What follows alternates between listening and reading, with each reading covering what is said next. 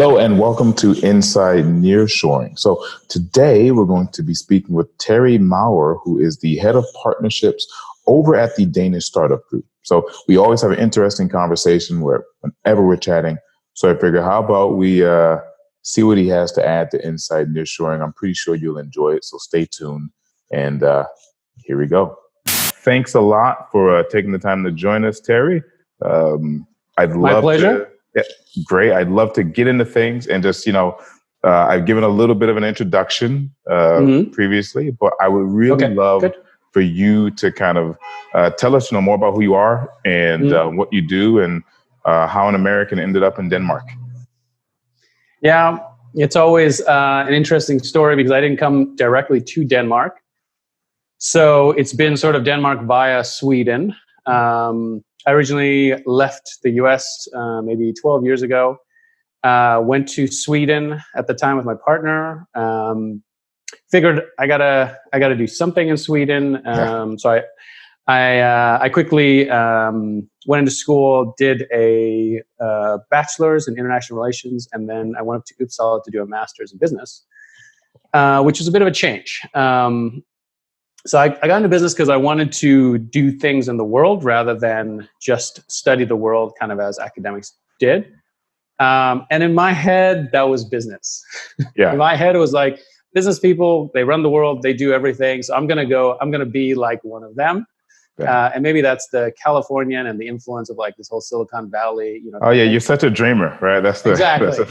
It's like, and in many ways, it could not be anything like it was pretty far from what I thought, because I had a lot of big ideas about entrepreneurship and kind of creating new ideas and implementing, and certainly all that is very, very true, but that wasn't necessarily what kind of like the core of business school was about. Gotcha. So I didn't really know what to do. I got my degree and I was trying to figure out what to do, and a lot of graduates they fall into consulting as it's a good first job. It's the kind of thing where you get a lot of exposure. You don't know exactly what you want, and it's a good path to kind of figure out, get a good skill set, and figure out what you want to do. Cool. So it's interesting because in my head I was like, okay, this is a good way to get my feet wet and really learn about the business world. So I went into consulting, and I got a job in Stockholm, and that was working with kind of developing organizations, helping them execute strategies. And so a lot of that would be kind of working with leaders, running seminars, that sort of thing, right? Helping change management, and also kind of like executing critical strategic initiatives, things like that. Right, so that's a clear kind of tie-in, isn't it? That's like really a clear tie-in to into what you're doing now. So at least, because sometimes people say, I had no idea, I lucked into it. I just I think it, in some ways I was also stumbling into it. So I was working a lot with leaders and managers who were trying to deal with different types of problems within their organizations, and helping them kind of enable themselves, right? What can I do to actually be more effective in my organization, for my team to be more effective, for my organization to be more effective? What are the types of things that we can do? And I think that was really interesting to me. And I was really passionate about working with these people who, there's no better feeling than somebody coming to you and saying like, hey, because of what you helped me do, we are more effective. Like, we are doing a better job. We are really on top of problems that we couldn't get ourselves around, 6 months ago or whatever it is, So I did that about 4 years, and the problems were really great, but I was always leaving. It's one of those things. Consultancy is project based. And then just through happenstance and through kind of a variety of things, my partner found work in Copenhagen. We didn't have an office in Copenhagen, so I became a contractor. I came down to Copenhagen, but around the same time, I had started really spending a lot of time around the startup communities, hanging out in these like meetups and just listening to people talk. And I was like, man, this is just really cool. And I don't know how, but it would be really great to work with these people, because these were also small teams, leaders, innovators, thinkers who were trying to grapple with problems and didn't know exactly how to do them. And they were a different set of problems. They weren't the types of problems that management would have in a big, organization. But they were dealing with problems that I thought were really cool, because some of them were just crazy problems. How can we just change all of our energy, problems? How can we problems to have, right? Exactly. But I was also like, that's incredible. And some of them were very big but simple. Like, what do we do with the waste in our city? How can we, reuse that in the most optimal way? Food waste or things like that, or whatever it is. Gotcha. So, and I just love the way they talked about it. They're just so much more passionate. They're just so much more interested, and they're just willing to put years of their life and effort into these incredible projects, which was started to remind me of why I'd gone to business school. Yeah. I was like, it's because of people like this. And if I can be a part of whatever these people do, I think I would really be interested in that, Okay. And I got to do that a little bit in my work consulting, but much less often, because usually you work with big enterprises, very established, So I started to poke around also in Copenhagen. I found this group, this NGO called Danish Startup Group, and they were focusing on early stage entrepreneurs in particular, where they felt like there isn't a lot of support for you when you're early on. There's a lot of incubators, a lot of accelerators, there's a lot of venture capitals that actually give you very good support once you have market traction and you're really kind of ready to scale, or really, if it's a complicated product, you're ready to put in some money, but you know what that blueprint is, you know what that product at least roughly should look like, and you got a good team working, that sort of thing. There's really some good resources for you. But when you're very early on and you have an idea, or maybe you've started to put that idea out there, and you've got no clue, like, what is the next thing that I do? You kind of bumble along until you either find some people who know what to do, or you figure it out. And then you're like, oh, wow, I've actually got a customer segment here. I've really got something that I think could work if I could just make it fit, And that's interesting too, because when you start talking about startups in Denmark, in Copenhagen in particular, no one really thinks of Copenhagen for startups. No. I mean, I've been there, love Copenhagen, have friends that are there in Copenhagen, and I've even worked for a Danish company before. So, but still, if you ask anybody, I think even in Europe, right? I guess unless you're in Sweden or nearby areas, you don't tend to think of startups when it comes to Denmark. So is that a challenge, right? Because is it just dealing with local? Because you have to get outside influence too sometimes, right? So how have you dealt with that challenge, and how do you see it? So I came from having spent a bit of time getting myself kind of acquainted with the Stockholm startup scene, and I can say that it is a bit ahead in terms of where Copenhagen is at, where Stockholm is at. They just got a bit more practice. They got a head start, and they are really quite impressive for the size of the country that Sweden is, and the startups that they put out. People have heard of their startups, and they know that they're Swedish.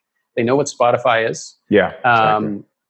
And those are big kind of flagships for them, and I think it's doing a lot for the ecosystem. So the ecosystem really buzzes. You can feel it. You can, And when I came to Copenhagen, that wasn't quite happening yet. And I think for the Nordics in general, and I can say for Copenhagen in specific, that has been a challenge, which is how do you orient yourself outside of the Danish market? A lot of startups are starting, and they're starting targeting their local market. The Swedes have gotten a little bit sharper about starting to target either very large markets or thinking global from an earlier point in their evolution, and maybe even from the get-go. They may be already thinking this is going to be a global product, so we are going to shape it to go global.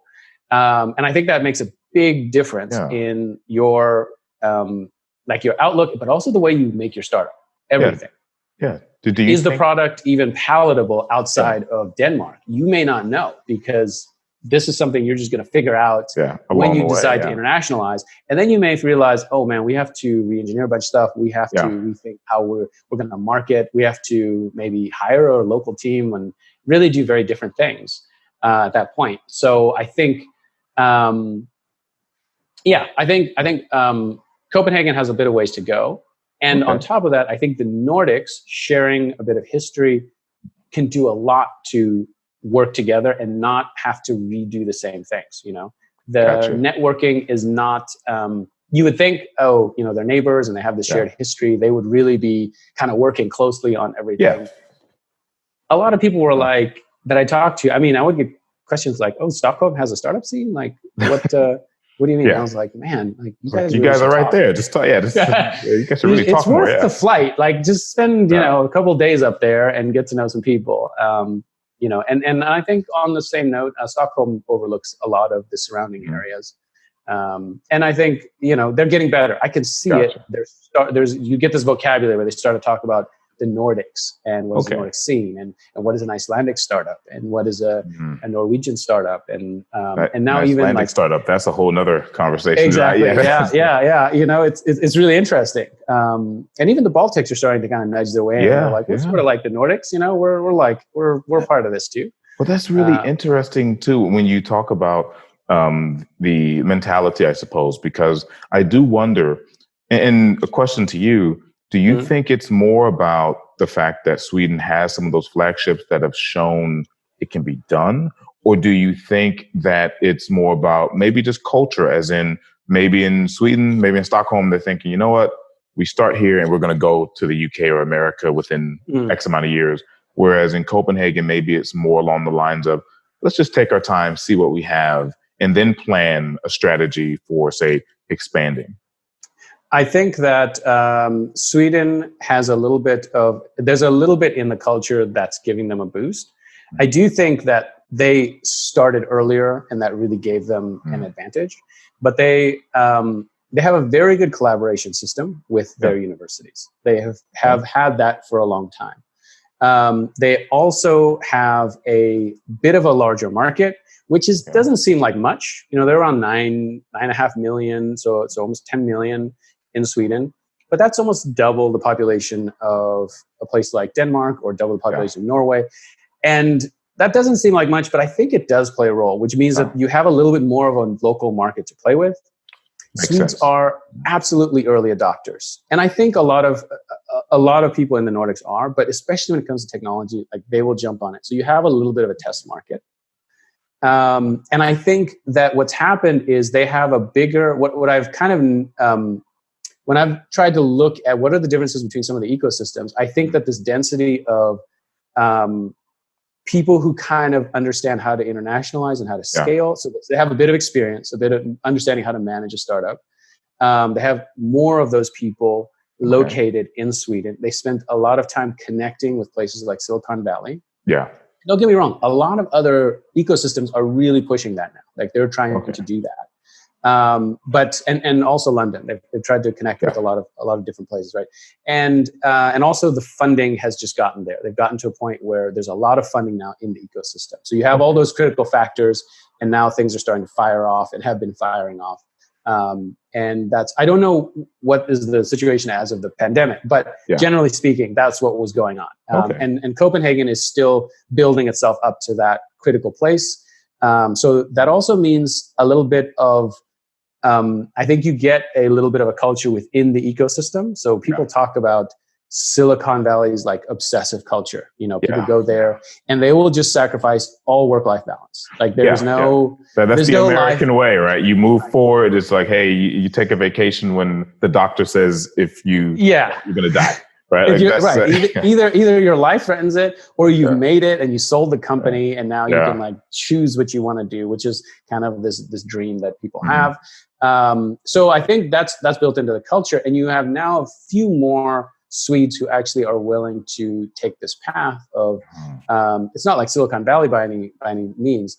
But I think it's more difficult in Denmark. I think there's more people who actually want work-life balance. They want to make a startup. They absolutely want that independence and that feeling of accomplishment. But they're not like, I don't need to be the Uber of whatever. Like, I don't need to actually be a multi-billion-dollar organization. Yeah. And in Silicon Valley, maybe like, why are you in this game? Yeah, because competition, right? That's part of it. Well, if you're doing something similar, you get big. Yeah, like that's the whole point. Like you get big, then maybe you have an exit, and then you can relax somewhere. Yeah. But there's a lot of people like Danes who are like, don't get me wrong, there are Danes who are obsessed, but there are a lot of Danes who want to also see their kids grow up, and that is a reasonable thing. And they, how, to what extent it will remain that way as more money comes in and more venture capital really puts pressure and says like, look, we really want these kinds of returns. We want 10x returns, 20x returns, more.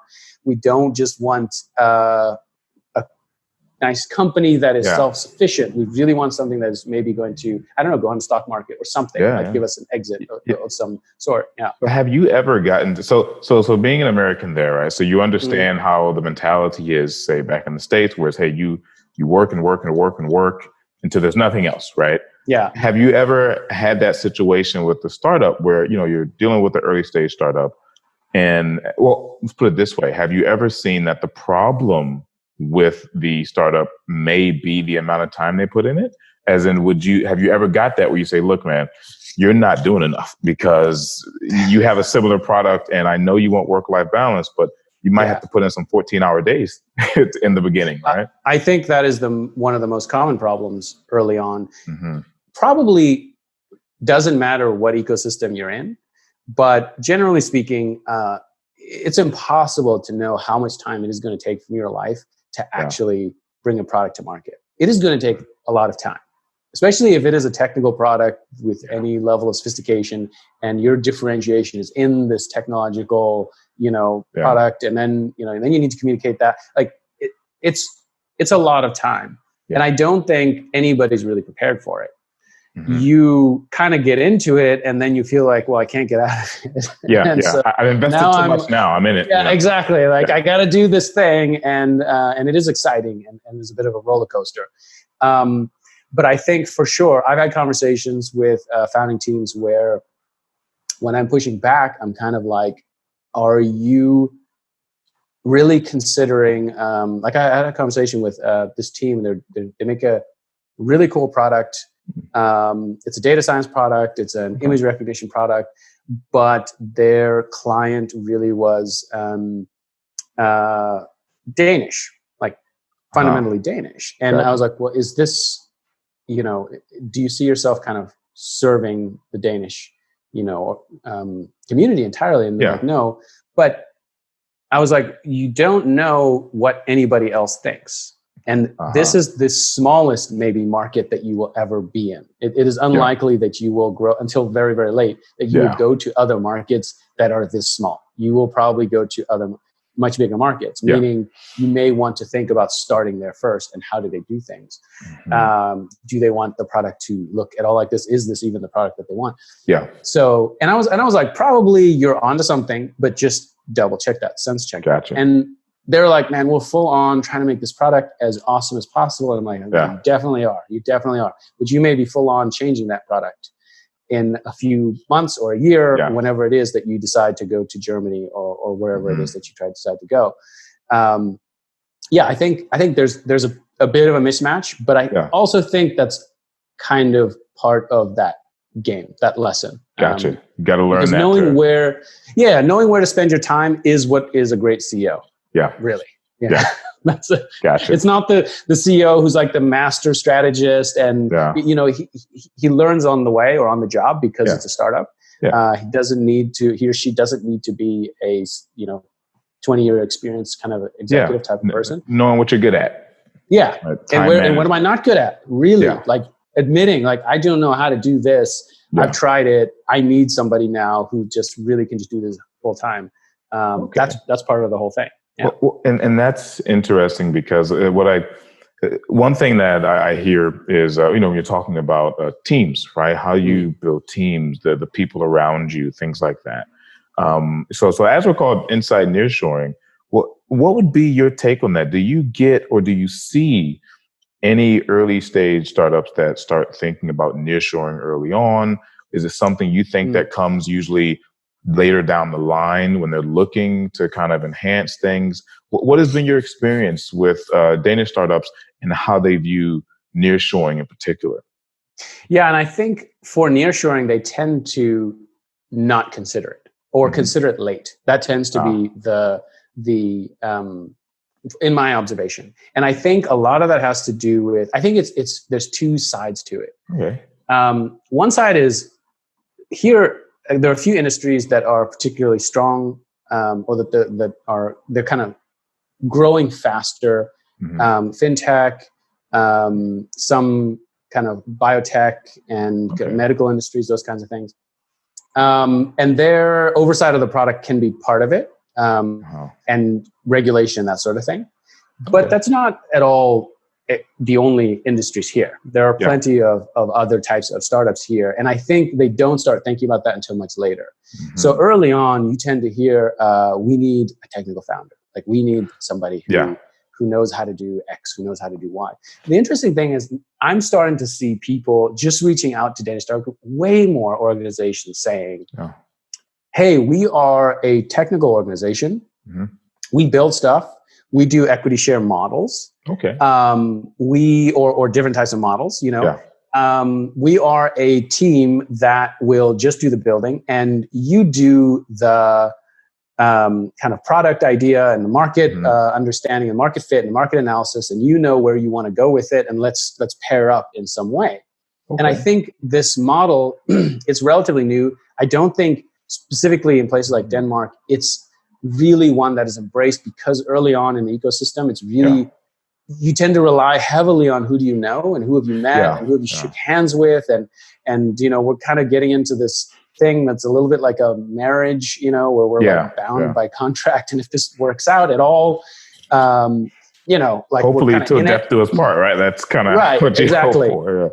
So I'm saying, if we have to go separate ways at a certain point, this could be a painful process. But I think that once you get to a point, and the pandemic may have also had an influence on this, because once you get to a certain point where you're like, well, we do need to scale, we don't have those resources, or we don't know for sure if we'll have those resources, you start to look at other options. And that's flexibility. That's something that becomes interesting, I think, to an organization. And that is very interesting, the flexibility, because I mean, as you see, I think most people now are working from home, right, due to COVID. And I would assume that there's some shift that has taken place in Copenhagen as well. So do you think, or do you see, has there been any drastic shifts in the way startups are thinking because of COVID? Or is it really just a matter of, well, let's just ride this out and then we'll get back into, what we usually do?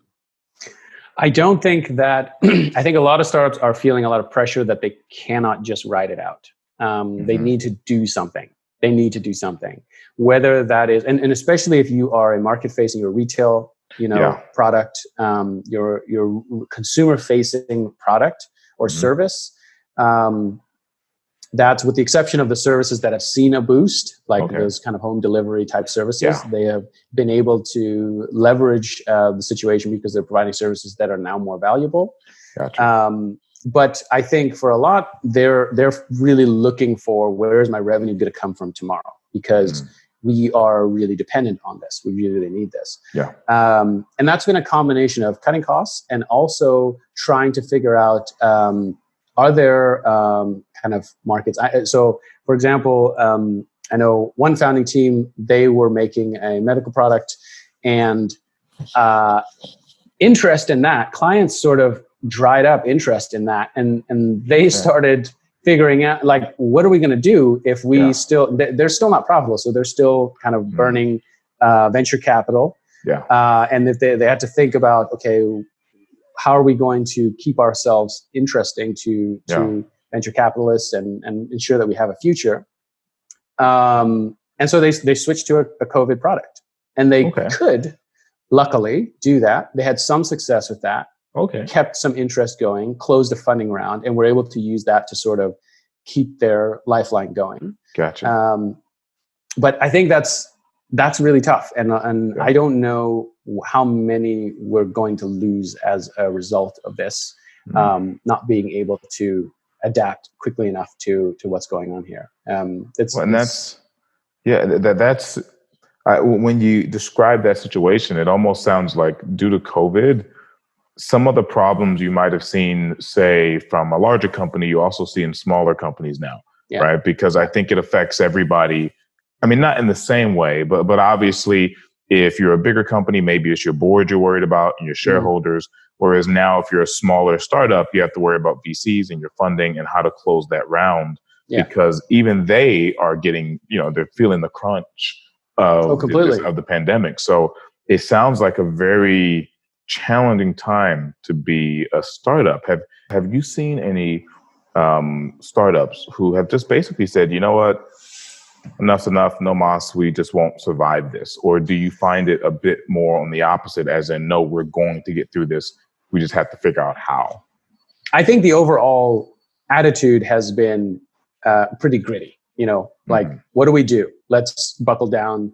Let's try and solve this problem. And I think that's great because, they need to band together. And it's nice. You're starting to see more events where it's about like, what's your experience? What are you doing as a result of COVID?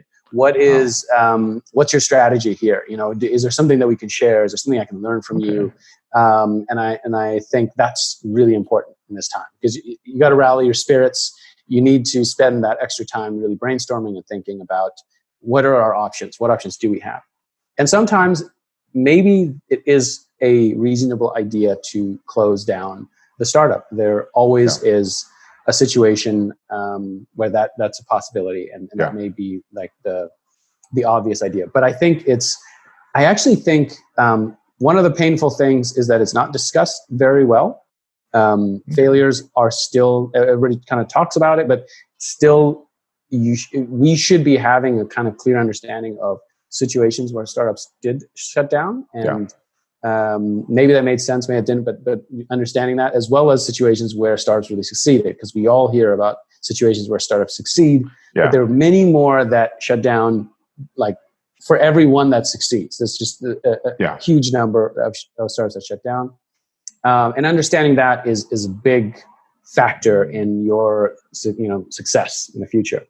And now with especially with what's happening with COVID, as you mentioned, it's typically in the Danish community, you want to meet people, right? Face to face, talk to people. And that seems to be a big part of the culture. So with that being said, and everything happening with COVID, do you see a shift to being more international? Not just international in terms of, the Nordics, right? And just, Sweden and neighboring countries. But do you see any shift, or do you foresee any shift of the startups saying, you know what, let me go more into Western Europe, Southern, the Caucasus, Eastern Europe? Or do you think it's really still kind of at the same level? I think there is absolutely a shift. I think there are startups here that are looking much more outside of Denmark. But I think, and this is just my humble opinion, I think it is moving too slowly. And I think there is a lot of resistance and barriers that some of them are, for example, cultural. It is a kind of small community and country that is used to doing business kind of on its own terms. They've had historically a lot of successes in terms of there are a few kind of pillar companies here that are a big deal, like Maher, Lego, which is a smaller company but still has a lot of brand equity. Novo Nordisk, and so there's these companies that have they're really a very big deal here. But the question remains as to what will be the new great pillars of Danish economic success that will really pull the rest of the economy along. They will likely look very different. They will require really a different level of internationalization and international outlook. And it's very interesting. A friend of mine, she told me that actually, and she reminded me that Denmark really is a high trust society. It's a society where here, but in order for it to be a high trust society, the way it works is there's a high level of skepticism outside. And it's not skepticism like I'm scrutinizing you because you're whatever, maybe that. But generally, it's they don't easily do business with somebody that they don't really recognize as being within that trust network, that local network. And once you get in, it moves much quicker. It's much easier to make introductions. It's much easier for you to meet other people once now you kind of have found your way into that trust network. And that's very common, I think, throughout the Nordics. They are really built on these. It's very high level of trust. They're not going to like overly scrutinize you once you're part of that group. It's sort of like, okay, you're here, you deserve to be here. That's good. Now let's kind of see how we can do more business or kind of increase, whatever it is that we're doing. But if you just show up, they're like, I don't know who you are. I don't know anything about you. I don't know. Give me some references. Yeah, exactly. Like I really need, and there will be a lot of scrutiny. It will be a lot of scrutiny. And I think that is, that can be a barrier. That's a difficult thing. As an outsider coming to Denmark, I know that it's quite difficult trying to find work or trying to kind of find your way in. And that's typical for the Nordics. It's not an unusual kind of scenario. And I think that can be that can really hold them back when it comes to creating those types of organizations. If you look at a Silicon Valley, there is this sort of mentality that at least the way it should be is that you shouldn't care to be about like, do you have what I'm looking for? Do you have the skill set? Blah, blah, blah. Can you do this? Yeah, it's not do I like you? It's can we work together? Can we help each other? But I don't care if you don't speak the same language. Exactly. It doesn't matter where you come from, as long as like we can figure out a way to do business. Let's do this. And of course, I mean, trust is always a factor. But it's much more of, can I validate you in other ways? Much so faster. Credit checks, right? Yeah, exactly. Can I sort of see that you're like a legitimate company? You really do this. You're good at it, and I know that we can take this relationship forward. So I think they're just better at it. They're just a bit better at recognizing quickly through the foreignness of another partner. They're just much faster at that. So I think that will hold them back. Well, I'm glad you said that, because the trust aspect is really big, right? I think trust is big when you're talking about internally for a company, especially if you're talking about nearshoring, because you're dealing with people that are in another country, right? So you need to be able to trust them. But I suppose the question is, and this is something you probably thought of as well. How do you build trust remotely, right? I mean, because I know there are companies who would rather, of course, just go to Copenhagen and shake hands and meet people. But now, if you're dealing with nearshoring, that's not the easiest thing to do. So how do you build trust remotely? Yeah, that is a tough one. I think just for a lot of teams, I would hope that for startup teams, they are better at this. That's not always the case. For a lot of teams, just going remote has been a challenge. They've had to do it. If you're a startup, you likely did do it and you learned how to do it, and you're figuring out what is the best way to possibly do it. For everybody else who also has to go remote, and in all the way to public services, which are just painfully slow at some of these things. It's a real serious challenge, because what do you do when you're a public service, for example? And startups do depend on public services to a certain degree, right? If you want to come to Denmark and establish a startup, you will have to encounter, public services. But what do you do with novel problems? What do you do with new problems? And you're completely remote, and you always want this high certainty if you're a public service. Like I got the documents, I know that this is a real thing. It's not somebody trying to scam the system, or I'm not kind of miscalculating what needs to be done here. I don't have a good answer to what that will look like, but I think we will really have to do it. And I think there are some problems that actually technical solutions can help with. So e-signatures or e-verifications or smart contracts. There are certain things that could actually help to facilitate that process. Because I mean, one of the things is if you're over there in another country and I'm over here and we make a deal, how do I enforce? I don't want to have to take you to court in like another country and not know exactly how. I don't have a presence there. Maybe, that's very, very difficult. So we have to find some ways of kind of giving everybody trust, level of trust, and that may be later on a set of technologies that come down the line. But those are pretty far away. And it's so I've heard of and I've spoken about the term Swiss made, right? Do you think is there such a thing as Danish made in regard to, because of course there's Danish made things, right? But of course, in regard to, look, we take pride in the company only being Danish, or is that something that's more, just marketing? First, it is absolutely marketing, but it is real. It is very real. Not unusual in the Nordics. The idea of Danish made is a big deal, particularly, there's the kind of traditional agricultural products, for example. You will for sure see the Danish flag on agricultural products. Even I try to give a little bit of, kind of the colors there, It's a big deal. And I think people really do buy Danish made. The Danes do buy Danish made. And there's nothing wrong with that. There's nothing wrong with supporting your local farmer, and you're supporting your local business. Danish design is a huge thing. It's been a big thing for a long time. But the question again remains, do you want to stay in Denmark? And is that going to be the key differentiator? To some extent, for some products, I think that can be a big deal. Like I said, design is one area. People do see in a lot of countries, they're like, oh, that's Danish design. The Danish way of life is something that is marketable. I can talk about, there's all this talk about hygge and whatnot, but there is something to it, right? There is something about the idea of having a more equitable life, a more, and these products can sometimes ride on that marketing.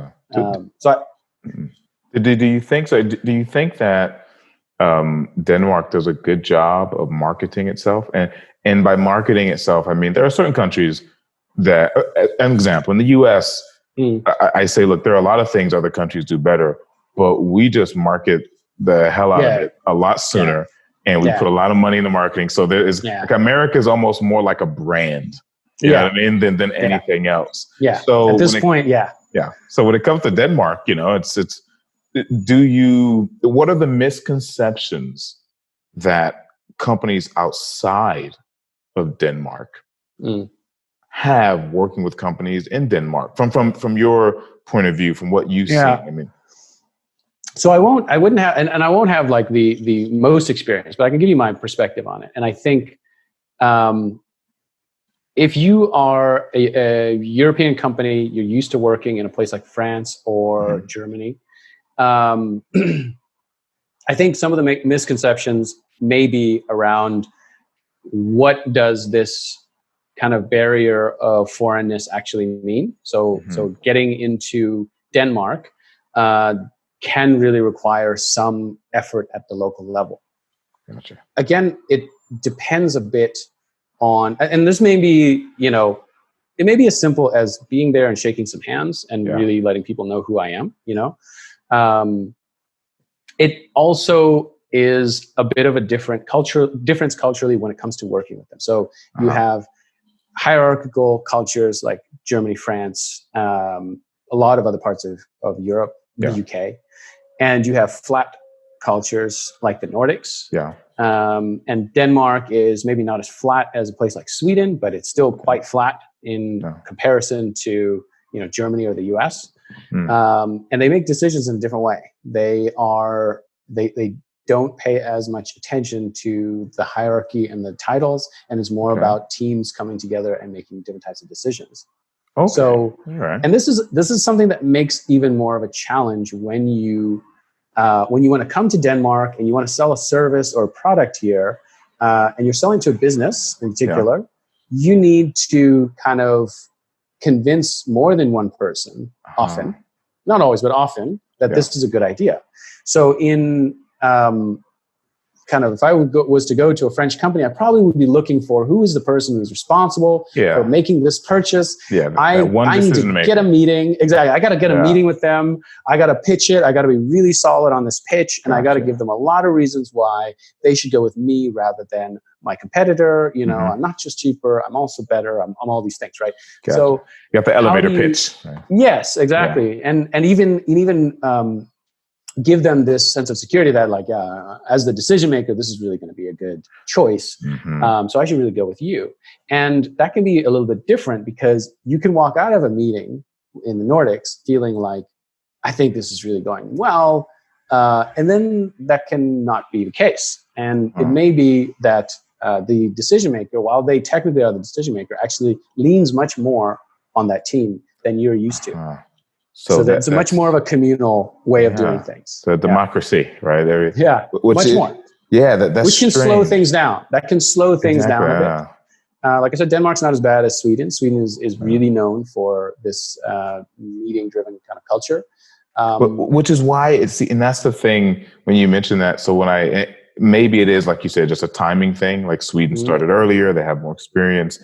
But I would think that you're right. The perception is that in Sweden, you know, things will take a long time to go through the process, whereas maybe in Denmark, not as much. So is it just a matter of just time, right? Maybe they had to get the head start because it takes so long to make the process, or you know, I would say that now I think that Swedish startups are learning how to be much faster, and they're kind of different from Swedish corporations, much more so, because they're learning that actually keys to success, speed is really one of them. It's one of the key factors to success.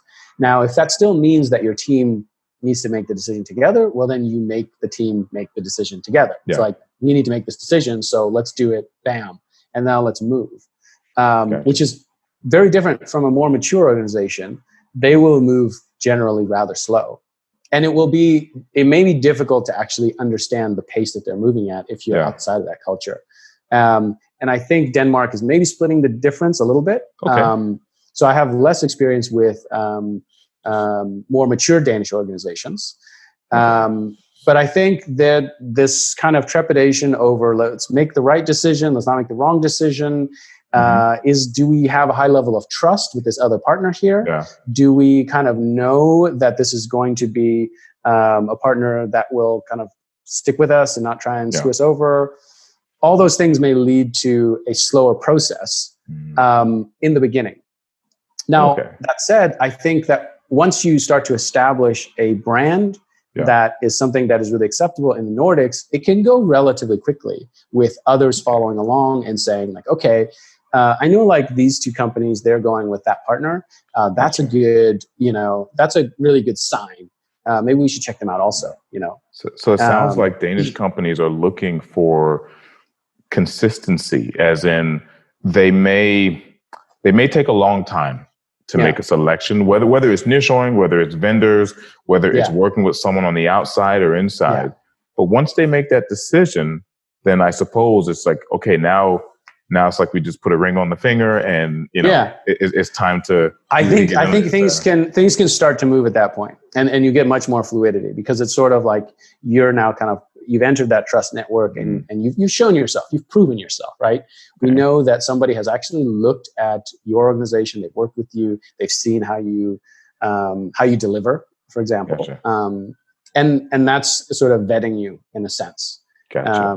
And then, you know what? It's also more difficult. In a big country, it will be difficult to surface your brand in the same way. You can surface your brand a little bit easier in a smaller country where people can say, there just won't be as many brands in a place like Denmark as if you compare it to much larger countries, right? Okay. All right. And okay. So that makes sense. I wanted to get a little bit into the technology, right? Because I tend to think, obviously, there are plenty of startups out there and they all do different things.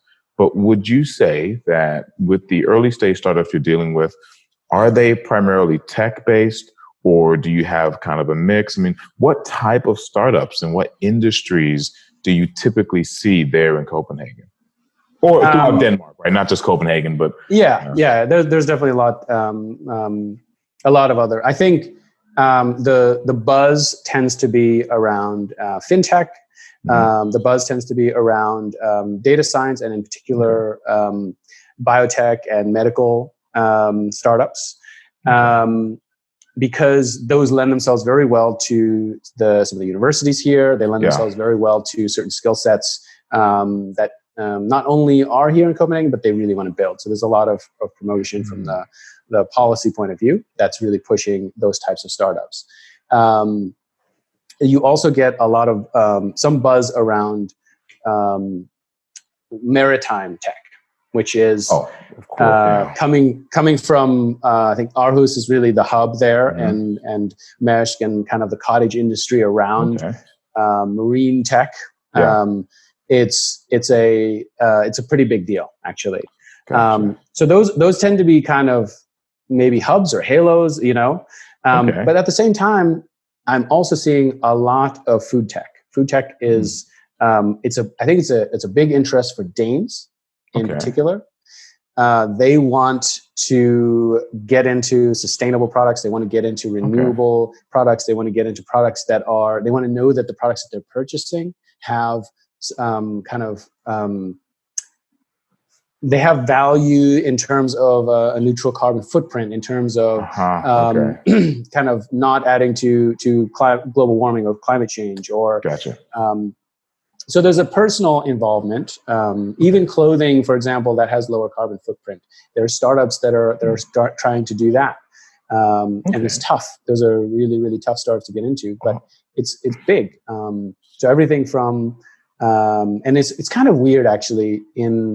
We have some events that where we partner with local startups, and it just so happened that we had like a bunch of events that happened to all be in food tech. So we had like a plant food company, and we have a event with a company that is using kind of discarded coffee grains. This is a very big coffee drinking, country. It is very, very serious about their coffee. All the Nordics are.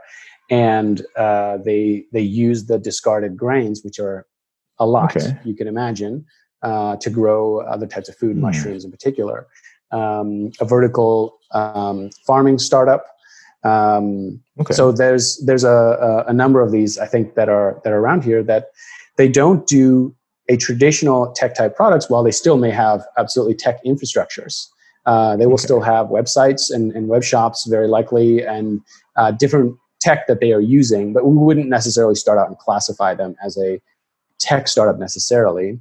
Although the vertical farming one is, but they do hardware and software. So they're kind of on both sides of that.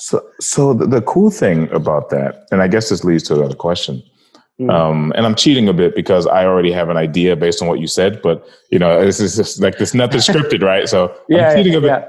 But if you had to kind of summarize, right, or identify what it means from the outside looking in, right? A company from the outside looking at the Danish startup scene. If you could choose, say, 2 words that kind of defined what those companies are, what the scene is about, what would be kind of the 2 words you would think of? That's a tough one, I know.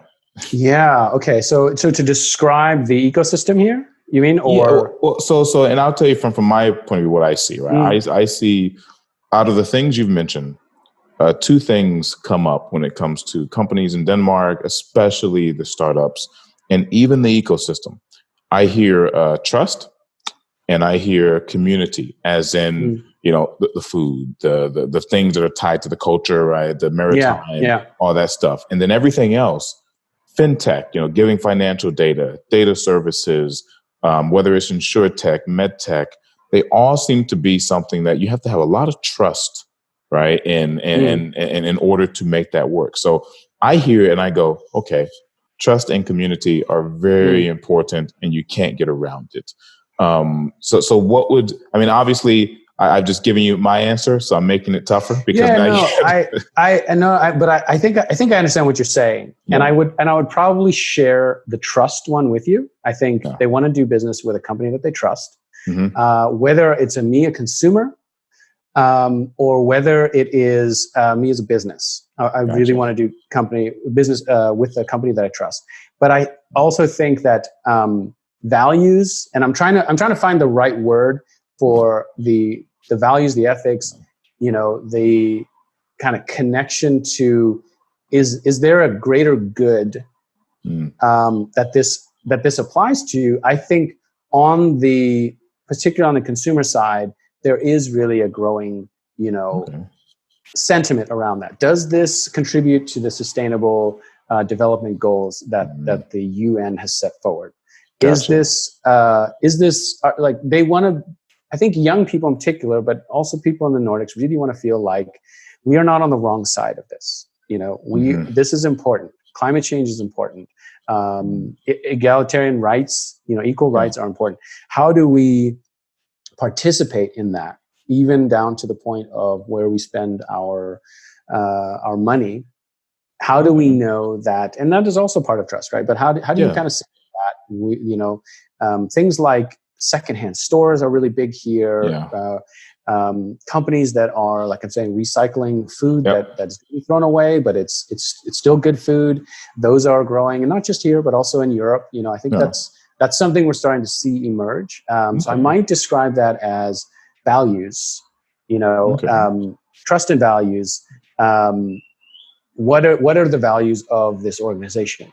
Gotcha. So a lot of companies that are under scrutiny are companies that have maybe very sophisticated supply chains and we're able to deliver a lot with a little bit of at a low cost, let's say. But those supply chains necessarily will be fraught with problems because they're trying to lower cost as much as possible. So they will not be necessarily looking for the most sustainable solution or the most egalitarian solution or whatever it is. But those are scandals that I think before wouldn't really have been a big scandal or, let's say, a controversy. If you go back 20 years, I don't think we would have. Don't get me wrong. People were concerned with labor rights and that sort of thing. You remember the famous Nike scandals of the 90s and that sort of thing. What was going on in the shoe factories? Yeah, sweatshops and things like that. Sweatshops, exactly. That was the word, right? Yeah. That was the big word. Where does Martha Stewart get her things? But how they produce it? I remember exactly. all that. Exactly. So it's been on the mind, but I think it's spreading now in a different way, and climate change is now part of that. So it's not just how people are treated; it's also where are you getting these resources? How are you sourcing your materials? As we saw some changes happen in certain industries, but I think in other industries, particularly fashion, fashion is really come under fire a lot. As fast fashion has really shown that it's not sustainable at all. Really. It's completely suffering, and now it's suffering for multiple reasons because retail is really under pressure. But I think there is this idea of can I buy something that makes me feel good and makes me not feel guilty for like taking another chip out of the world and contributing to like some horrible fate that we're all kind of waiting for. And I could imagine that. Well, for one, when you talk about the fashion, I can see how the fashion industry is really hurt. I mean, I'm pretty sure the sale of pants has gone down, right? Most people just have videos now so no one's going to buy new pants anymore. The sale of sweatpants is going up. Exactly. Right? Sweatpants going up, actual trousers going down, right? But it also sounds like, and this is maybe even a cultural thing, I feel like there's probably one Danish word out there that just sums up everything, right? I just feel like there's one long Danish word maybe that's just like everything you said, it means that. Right, I don't know. I hope you may be talking about hygge. I might have looked into that one. Which is maybe the most famous Danish word at this point, and maybe the only Danish word that anybody will ever take the time to learn outside of Denmark. Languages. I mean, I'm lucky. I think when I go to Denmark, everyone speaks English at a high level, but that might be because no one else speaks Danish. Yes, absolutely. It's a tough language. It's difficult to learn. I would say phonetically, like on par, maybe with French or more difficult. Like as far as how difficult the phonetics are to learning Danish.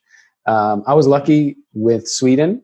I spent 10 years in Sweden, and Swedish is much easier. It has many of the sounds that English has, just a few that extra sounds. This is way easier to get into. I just feel like the Swedish, like you can build it on your own, like IKEA. It's like you can just kind of like piece things together and just figure out, that works. It's close enough. It's fine. Well, actually, the truth is because the syntax is relatively simple, it's very consistent. Once you start to get a decent vocabulary and start to understand some of the conjugation, it's not too difficult. That they are. It's a simpler language in terms of how it's structured. Okay. And actually, they share exactly the same grammar. So. Danes understand Swedes very well. There's a pretty high level of comprehension, and Swedes don't understand Danes at all because they can't understand what they're saying. Gotcha. It's just hearing it saying, what is that? Yeah. Okay. All right. Yeah. It's tough. Okay. Cool. So with that, right? So if we get to the Danish startup group in general, right? Mm-hmm. What's next? I mean, it seems as though there's plenty of startups. There's plenty of startups that need some mentorship and need to understand how the world works and things like that. What do you see next for the DSG in general? Is it just kind of building things here? Is it moving on? How do you see things progressing there? So I think there's a lot of room for us. There's a lot of room. We are at a good point now. We're just we're just several years old, about 3 years old. Yeah. We want to. I think in terms of the services that we're giving right now, those are good. We're looking for better ways to actually help people connect. And I think that's really an important thing. We're hearing a lot of people in our network saying, you know what, I really want to connect with like minds. And I want to be able to do so consistently. I want a stronger network. I think that's really one of the most important pieces of value that you can give within an ecosystem. It is being able to talk to other people and being able to know who I should talk to in order to get the information I need. Information flow is everything. That's what an ecosystem is. It's all about where can I get the answer to this problem and where can I get it quickly. And I think that's one place where now we're spending a lot of time really trying to move forward, which we're looking for a community manager who can really spend all of their time just helping people connect with each other and really make sure that they get good quality content from a variety of sources. I think face-to-face, when we meet and have our events, things are going really, really well. People really appreciate that. And they want to be able to continue that online as well as offline, face-to-face, but also continue that. So that's one aspect. The other aspect is I feel like there's now so many burgeoning ecosystems out there. Yeah. There are ecosystems. There's the ones we know about, like your Madrid and your Berlin and your London and all that. But all of these other places, Poland, Ukraine as well, the Baltics, a number of other places, and also like Portugal, Spain, Italy, smaller ecosystems. There's a lot of things happening. And it's very difficult to know what is happening. And I'm interested in finding other organizations like us and asking them, what are you guys doing? What do you see? What's happening there? Maybe there are small tips and tricks that we can all start to share and create sort of a network. So that's a little bit of a side part of what we want to do. In my role as a head of partnerships, I'm always looking in particular to the partnership side, but also the value that we give our members. We really want to start to give them much more significant content, and we want to get much better at learning from them what it is that their specific needs are, but at scale. What are the things that we start to see being repeated and give that value back. Okay, and that's really interesting too, because the way I see it, and obviously I'm a bit more maybe biased because again we're on Inside Nearshoring, so I see it as that's almost like saying that if you're connecting with other organizations, they may typically be abroad. So in a sense, that's almost like nearshoring in itself. It's just that it's the exchange of ideas from different cultures, right? If you're in Denmark, maybe there's a startup association, in Ukraine, for example, that does things a bit differently. And then you guys can actually share ideas and say, actually, this is working for them. Let's use it here. I think that is completely a great example. And it's exactly what I think could really benefit a startup that is thinking about going to other countries and doesn't necessarily know how to do it. So if I want to go to another country, who do I start to talk to? Well, going through an organization and saying, okay, what other organizations are you connected with that you have already kind of established that relationship with and you can connect me to? That's a great way of making some introductions, setting up some meetings, starting to talk to people. And then at a certain point, maybe I go and visit, but I already have that first contact. Gotcha. I've made that. And now I can start to really ask questions specific to what it is that I'm trying to do. I'm trying to be in this industry. I'm trying to do this. I'm looking for this. How can you really put me in front of the people that I know? So if they're cultivating good communities there and we're cultivating good communities here, and we just put those two together, it's it's a multiplying effect, really. Exactly. It's a kind of a force multiplier. And you look at it and say, and so again, with the overarching, I mean, we may have to put Inside Nearshoring community, because it does feel like it's a lot of it has to do with the community, right? There's that trust and community aspect that you have there in Denmark, which is very important.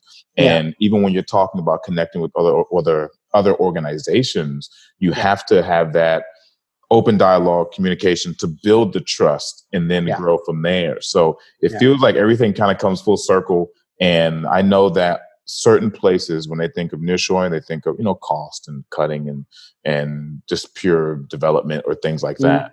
But it sounds like Denmark, at least, is really more about, okay, if we do this, how can we trust you? How can we build the trust? How can we make sure we have a good relationship and then move forward from there?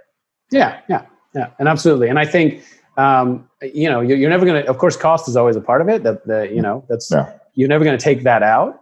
But for companies that maybe really have not done this before, and they have not ever dealt with an organization that's in a place like Ukraine, and they haven't dealt with such a remote type of working, they're going to want to kind of move in slowly or get some reassurances. They will want to understand, what is this process really about? How does this really work? Let's say I was to do this. Is there kind of like maybe even a smaller way of starting that relationship so that you can sort of make that decision, a bigger decision later on, having that initial first contact or first way of working, Gotcha. Okay. Yeah. So with that being said, what would you say, with your work with startups, for example, what would you say would be basically the most important decision a startup has to make early on to really ensure that they grow and prosper? Oh man. Yeah, a lot of tough ones. This is one of those where a lot of stuff comes to mind, and probably isn't like a wrong or right answer. I think when you're a startup and you're at the point where you're ready to scale, and you want to scale, and you're pretty sure that this is going to be, a great idea. Meaning that now you need to capitalize and you need to really spend a lot of resources. This is always one of those kind of doomsday moments, because there's sort of this notorious situation where startups spend a lot of money and they scale, and the market isn't necessarily what they thought it was. So this I would say this comes to mind very quickly, which is, how do you know for sure that you really have good indicators, that you're really paying attention to good metrics, and you know that the market side of your organization is functioning well. And so you're going to be able to have that demand there when you scale. Gotcha. That's what comes to mind, because you're going to spend a lot of money, and you may spend it in the wrong direction, and then it's very painful, of course, to go back the other way.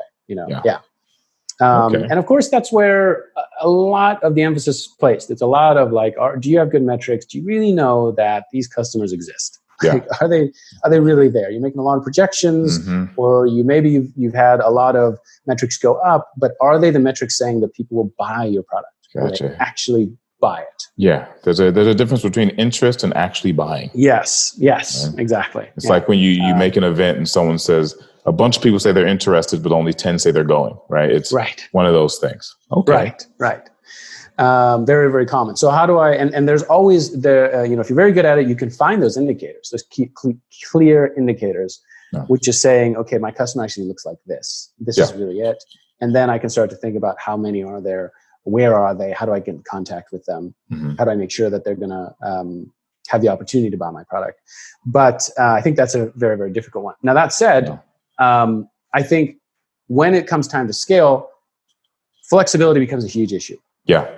Scaling quickly, right? That's why everybody's interested in cloud, is because, well, it's really, really great for flexibility.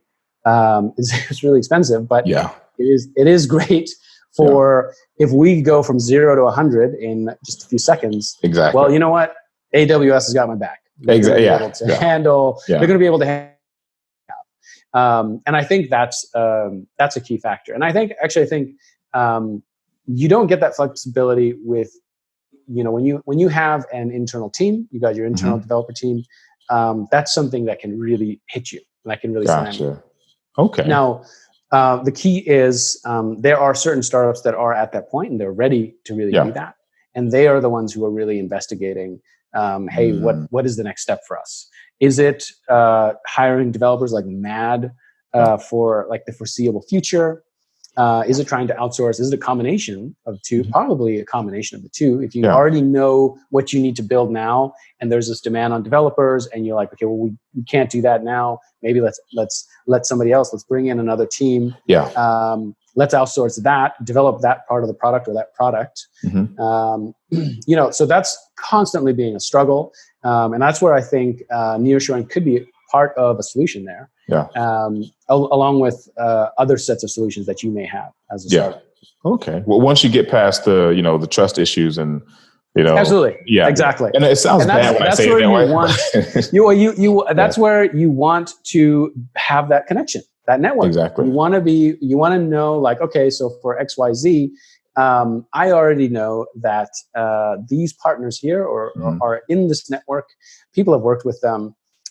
We can walk over there, or we can pick up the phone, or we can get a Zoom call going, and I can start a conversation and start to learn about, okay, what would this mean? What would this cost me? How long would it take? How quickly could I get up and running? All those kinds of things. And the more information, right? The more information you're getting, the better understanding, the faster you're going to be able to make that good decision.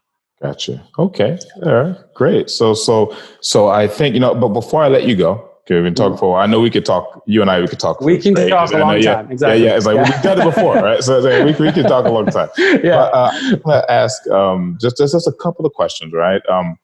One is, now, as an American, in Sweden, you're living in Denmark now. What's the thing you like the most about living in Denmark in comparison to the other places you've lived? That is something I've spent like 10 years thinking about. So thank you for finally making it all worth it. I got to bring that out. It's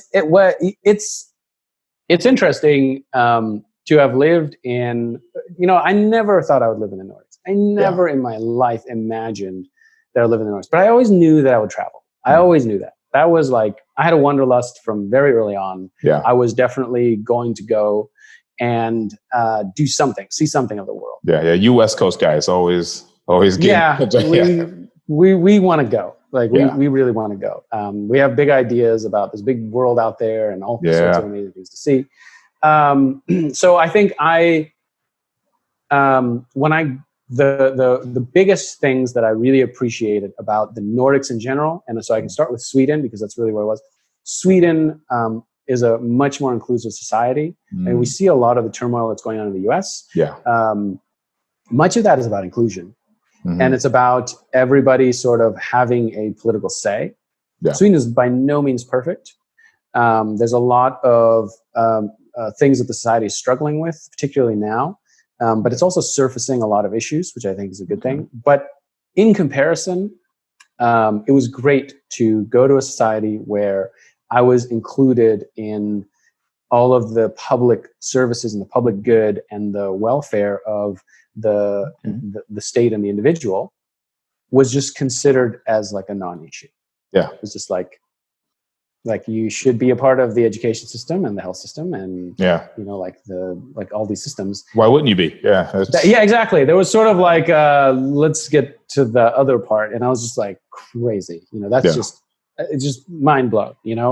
Now that said, it was very, very difficult on the flip side to be socially included. That really took a long time, and part of that is part of this whole trust issue. Yep. Outsiders, you have to climb a much higher barrier to get in, and once you get in, you do get this high level of trust, right? But it's difficult, and it's very different from the U.S., where you have so much kind of exclusion from a political side and from a services side.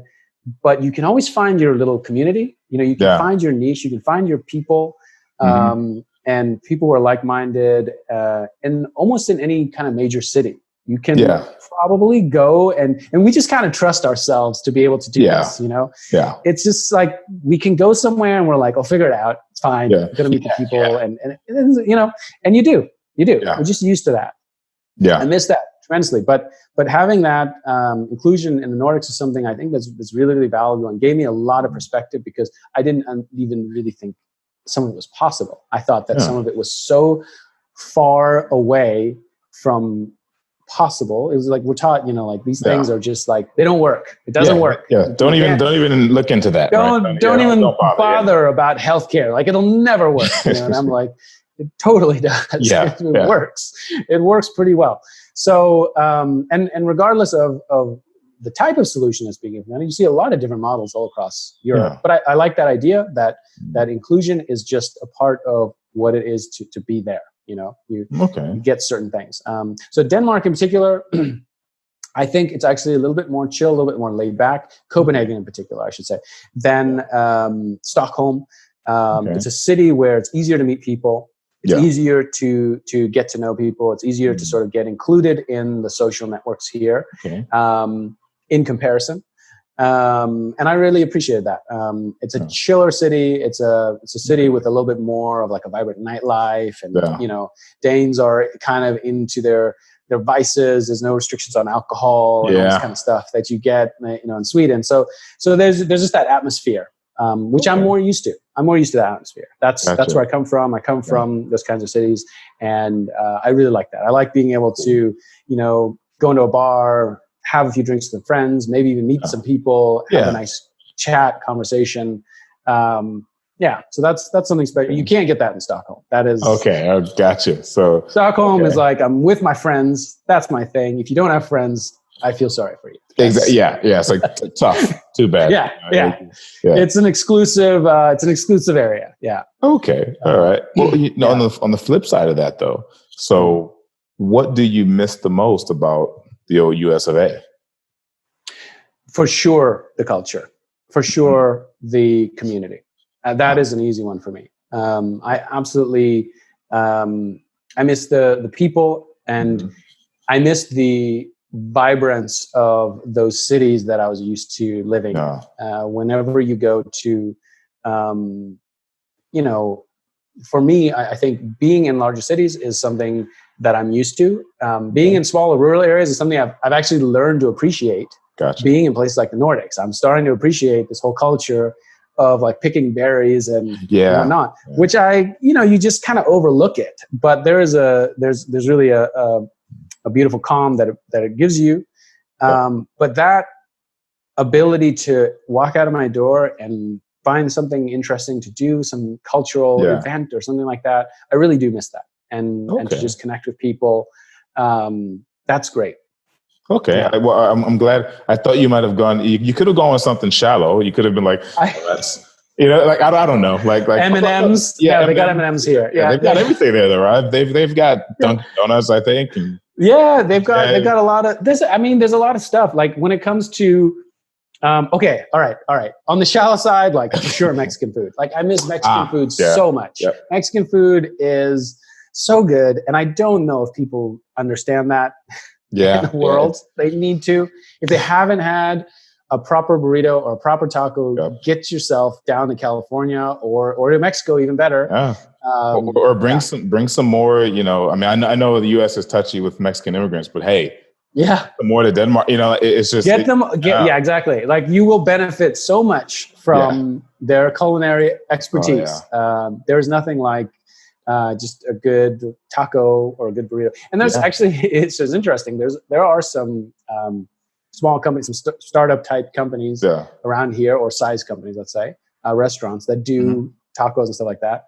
And they're pretty good, but like way too expensive and way too exclusive and too fancy. And, it's just, you just want a greasy food truck, Right, exactly. Like something that really just like comforts you and doesn't break the bank at the same time. So I miss that. I know what I'm eating for lunch. I'm going to make myself a burrito or something. Do you guys have any of that in same. It's kind of because so here in Ukraine, you get a lot of different restaurants, right? So there are some Mexican ones.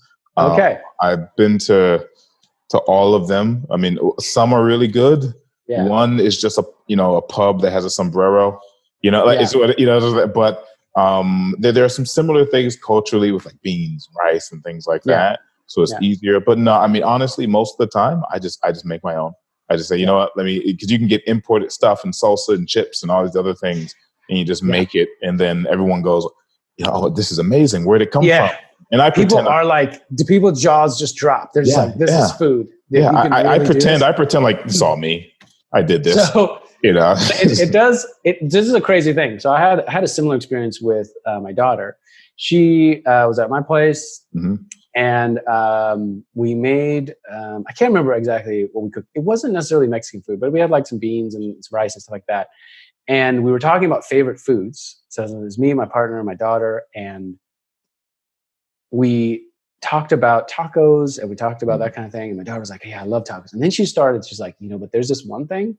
It's amazing. Okay. It's like you have tortilla chips and then you have like beans and you got meat and you got, the sour cream on top of that and like all this kind of stuff. And she's like, it's amazing. And I was like, oh yeah.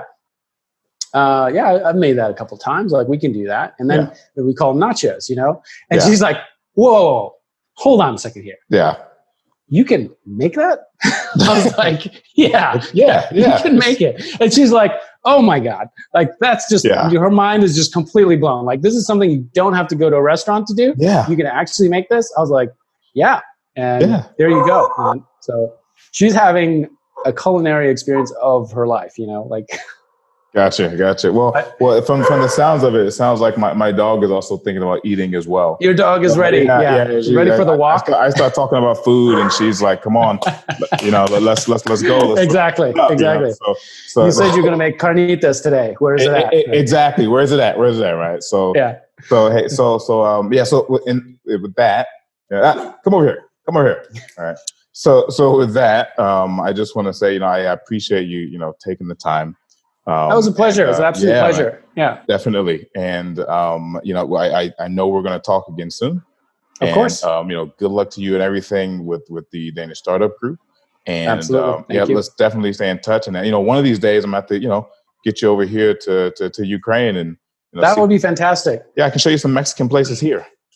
That would be very interesting. Yeah. I mean, worst case, there will at least be some pretty good tequila involved, right? That's the one thing that's fine. That's fine. We're actually doing strawberry margaritas tonight. So. Oh, okay. Nice. Okay. There you go. Right. So keep the traditions alive. Exactly. So, hey, so thanks a lot, man. I really appreciate it. And it was a really good time, man. Always good to talk to you. Always. I wish we had more time. Next time we'll just, I know. Yeah. Maybe we'll have to do it. Just, have 3 hours put aside or something. And exactly. Exactly. So that's my cue to go. She's waiting for me. But I appreciate the time, and let's catch up soon, man. Excellent. All right. Talk to you later. Talk to you later.